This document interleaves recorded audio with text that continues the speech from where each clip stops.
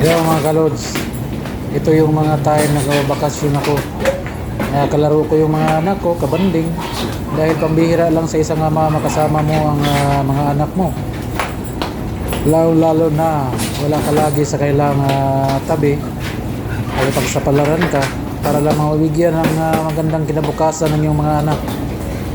Ito na may payo naman sa mga anak na may mga ulang na nasa malayong lugar, nagpakahirap para mabigyan lang sila ng magandang kinabukasan.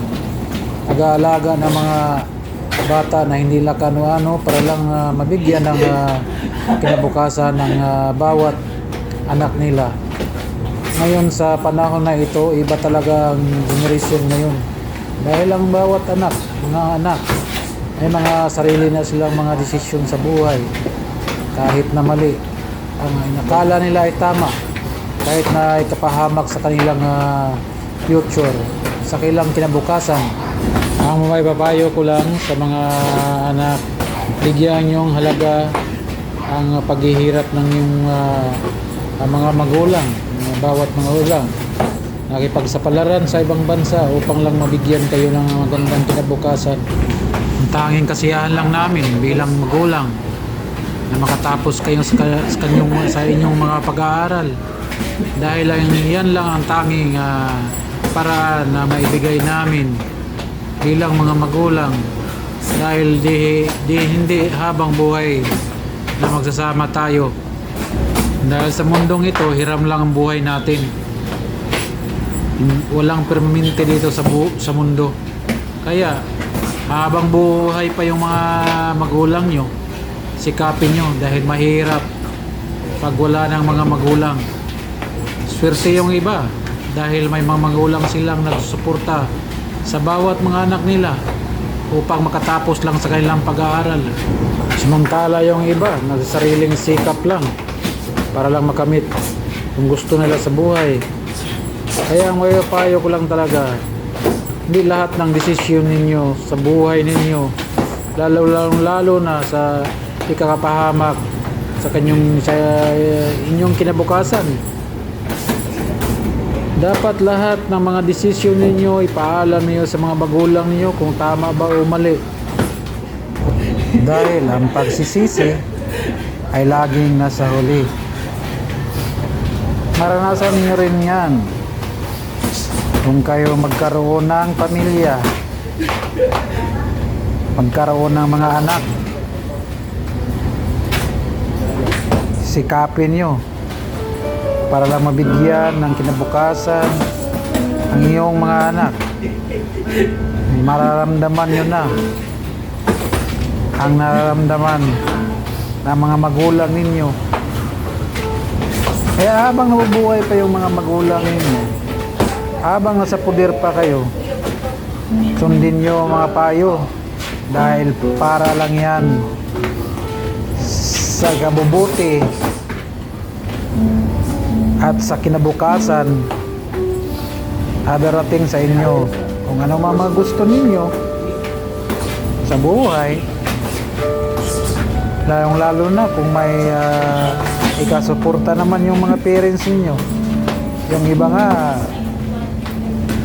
talagang walang-wala, nagsasariling sikap talaga. Yun lang ang kagandahan pagka walang nagsuporta sa'yo, nais mong makapag-aaral ng mabuti, magsikap, makatapos, makapagtrabaho. Yun lang.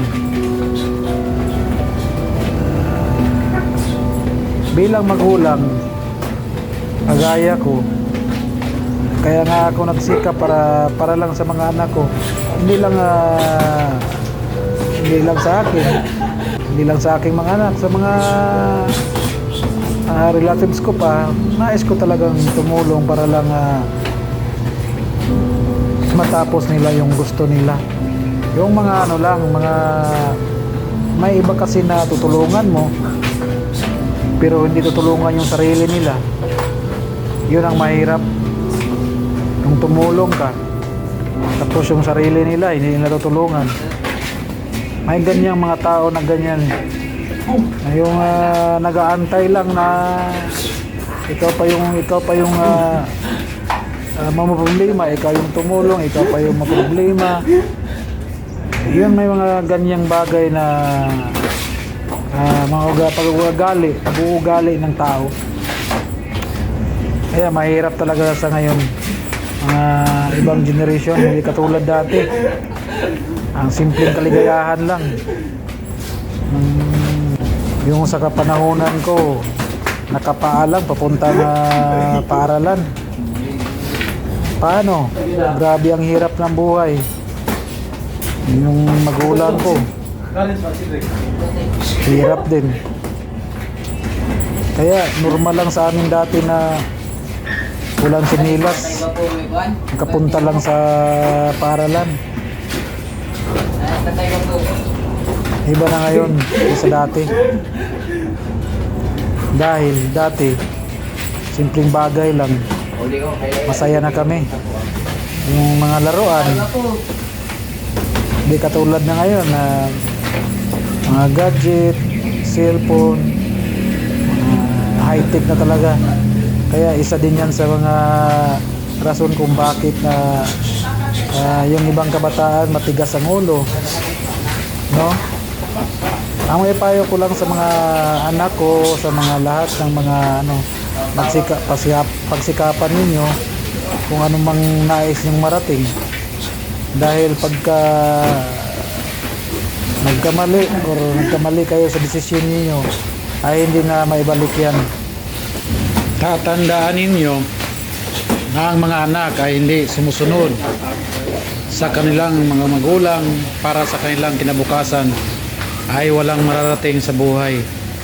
Karamihan, yung mga anak na hindi sumusunod sa mga gusto ng mga magulang para sa kanilang kinabukasan, ay wala talagang mararating kahit anong trabaho, anuman. At sa mga magulang naman,